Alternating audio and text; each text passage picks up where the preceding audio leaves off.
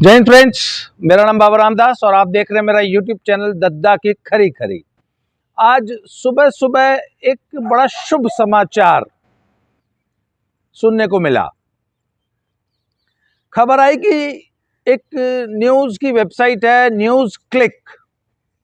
उस पे दिल्ली की क्राइम ब्रांच ने छापा मारा है और हिंदुस्तान के कुछ सुपारी पत्रकारों को उनके घरों पे छापा मारा है और उनका लैपटॉप, उनका फोन और ऐसे डिजिटल एविडेंस देने वाले तमाम यंत्र क्राइम ब्रांच उठा के ले गई है। उन पत्रकारों में प्रमुख हैं वो परंजय गुहा ठाकुरता, एक और हैं अभिसार शर्मा, एक हैं उर्मिलेश जी, एक हैं जी अनिंद्य चक्रवर्ती हैं, एक सोहेल हाशमी है, संजय राजौरा है, एक भाषा सिंह है। इन पत्रकारों के ऊपर आरोप ये है कि इन्होंने चाइना के साथ, चीन के, हमारे देश के दुश्मन चीन के साथ सांठगांठ करके और देश को स्टेबलाइज करने के लिए एक अभियान चला रखा है और ये चाइना से फंडिंग ले रहे हैं और भारत सरकार इनके पीछे पिछले 2 सालों से पड़ी हुई है और उनके पास पूरा डिजिटल एविडेंस है, पूरा मनी ट्रेल पकड़ लिया गया है, ऐसा बताया जा रहा है। और ईडी है और देश की अन्य विभिन्न एजेंसीज जो कि इंटरनेशनल फंडिंग, मनी लॉन्ड्रिंग और तमाम जो भी इनके पैसे की ट्रांजैक्शंस होती है, पैसा कहाँ से आया, इसके बारे में बड़ी विस्तृत, बड़ी गहन जांच चल रही थी और उसमें आज ये एक एक्शन हुआ है जिसमें इन पत्रकारों के हाथ छापा मारा गया है। देखिए, इन पत्रकारों को मैंने बहुत पहले से सुपारी पत्रकार का नाम दे रखा है और ये चाइना से फंडेड हैं और ये देश की सरकार को डिस्टेबलाइज करने के लिए, अस्थिर करने के लिए चाइना के एजेंडे पे काम करते हैं। चाइना यानी हमारे देश के दुश्मनों से मिले हुए हैं और दुश्मन देश के साथ मिलकर भारत के खिलाफ एक षड्यंत्र में शामिल है। भारत की सरकार को कमजोर करना, भारत देश को कमजोर करना, देश के खिलाफ षड्यंत्र करना, और ये बहुत गंभीर मामला है। अब बात यह कि देखिए, हमारे देश में ऐसे आरोप तो जब से देश आज़ाद हुआ है तब से लगते रहे हैं कि बहुत सारे नेता, बहुत सारे पत्रकार, बहुत सारे एनजीओज, बहुत सारे समाज सेवी विदेशी ताकतों से मिले हुए हैं और उनके इशारे पर काम करते आए। पर आज तक भारत सरकार ने कभी ऐसी हिम्मत नहीं दिखाई कि इन पर हाथ डाल सके या इनको सख्ती से कुचल सके या इन गतिविधियों पर रोक लगा सके।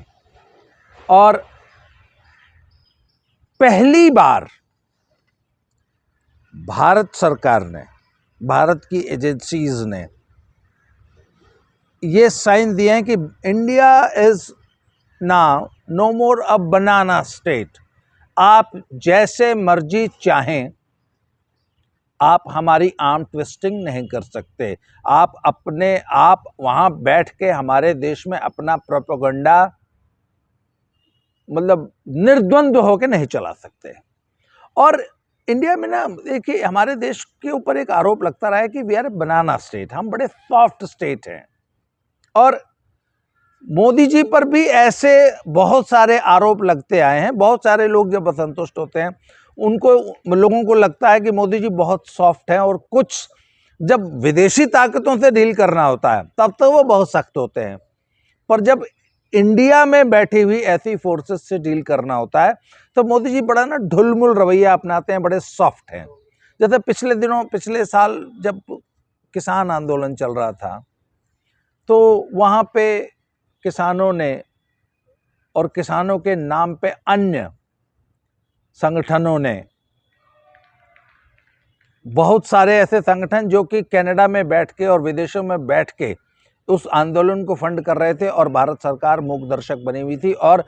बहुत बार तो ऐसा लगा कि भारत सरकार जरूरत से ज़्यादा सॉफ्ट है और देश विरोधी गतिविधियों और देश विरोधी एजेंडा के सामने भी मूक दर्शक बनी हुई है। उसी तरह जब आप ध्यान रखें कि जब शाहीन बाग में जब सालों जो है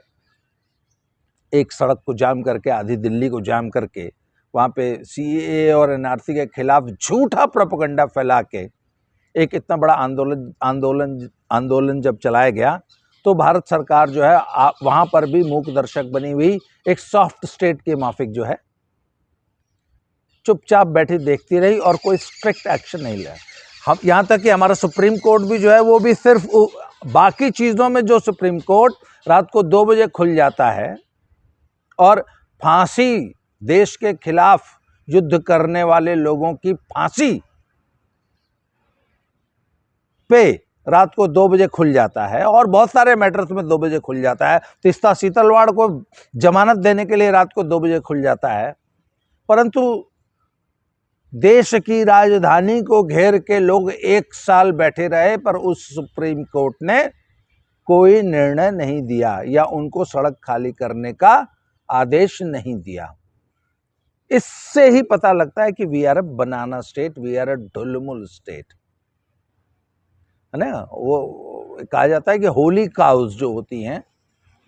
है ना, होली काउज को टच नहीं करते हम लोग। हमने समाज में बहुत ज्यादा होली काउज बना रखी हैं, और होली काउ बन के कोई भी हमारी आर्म ट्विस्टिंग कर लेता है, हमारे सिर पे चढ़ के मूत लेता है। पर भैया होली काउ है तो इसको कैसे हम छुएं। तो ये जो होली काउज की जो हमने अलग अलग जो टेरिटरीज बना रखी हैं या होली काउज की कॉन्स्टिट्यूंसीज बना रखी है ना, वैसी ही एक होली काउ थी हमारी ये प्रेस, जो कि प्रेस की स्वतंत्रता के नाम पे, डेमोक्रेसी का चौथा खंभा होने के नाम पे नंगा नाच रहे थे और देश के खिलाफ युद्ध छेड़े हुए थे, देश को डिस्टेबलाइज करने की सुपारी लिए हुए थे, और भारत सरकार चुपचाप देख रही थी। उसी भारत सरकार ने आज एक कड़ा एक्शन लिया है। हालांकि अभी तक इन पत्रकारों की गिरफ्तारी की सूचना तो नहीं, खबर तो नहीं आई है,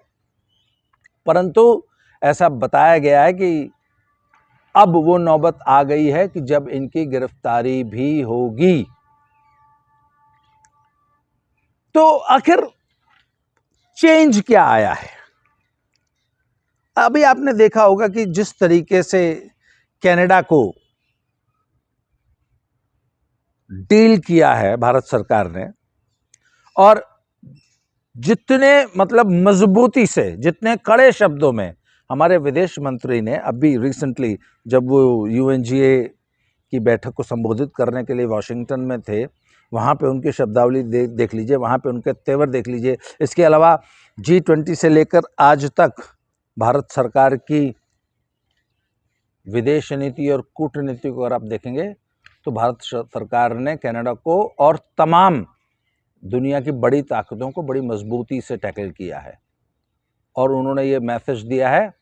कि ये पुराना वाला इंडिया नहीं है, आपकी हाई हैंडेडनेस नहीं चलेगी और आप हमें आर्म ट्विस्ट नहीं कर सकते, अब आप हमें डिक्टेट नहीं कर सकते। मैं अभी जब ये वीडियो बनाने जा रहा था तो अभी मैंने एक समाचार पढ़ा है कि भारत सरकार ने कनाडा को बोला है कि आप अपने 41 और अपने हाई कमीशन के 41 कर्मचारियों को और यहां से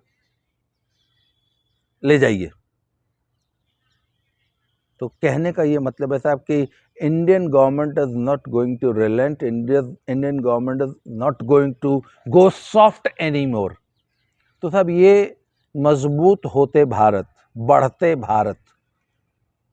लगातार विश्व में अपनी ताकत बढ़ाते हुए भारत का ये एक लक्षण है। जब आप विदेशी ताकतों को अपने हमारे देश में खुला खेल, फर्रुखाबादी खेलने से रोक देते हैं, और विदेशी फंड पे पलने वाले पत्रकारों को भी अगर आप हाथ डाल देते हैं और उनकी गिरफ्तारी की नौबत आ जाती है, और मेरा पूरा विश्वास है कि अगले कुछ दिनों में इनमें से ज्यादातर लोगों की गिरफ्तारी हो जाएगी। तो अब वो लोग, और उन लोगों में मैं कांग्रेस पार्टी को भी और कम्युनिस्ट पार्टी जो है हमारी, जो सरेआम आज तक चाइना के साथ या अन्य विदेशी ताकतों के साथ जो ये आंख मिचौली खेलते आए हैं ना, ये उनके लिए भी एक मैसेज जाएगा कि यदि भारत अपने गद्दार देशद्रोही पत्रकारों के ऊपर हाथ डाल सकता है तो अगला, बहुत जल्दी अगला नंबर देशद्रोही नेताओं का आने वाला है। ये एक बहुत अच्छा साइन है और मुझे लगता है कि आज इस कदम के बाद देश में बहुत सारे लोग चौकन्ने हो गए होंगे कि अब आप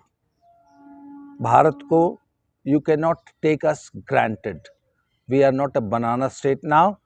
आज के बाद आपको भारत एक नए रूप में दिखाई देगा और भारत के जितने भी दुश्मन, चाहे वो हमारे देश की धरती के अंदर पल रहे हैं चाहे बाहर पल रहे हैं, इन सब के लिए ये एक चेतावनी की घंटी बज चुकी है। इस घटनाक्रम पे हमारी नज़र लगातार बनी रहेगी और वो जो इंडिया ने कनाडा के 41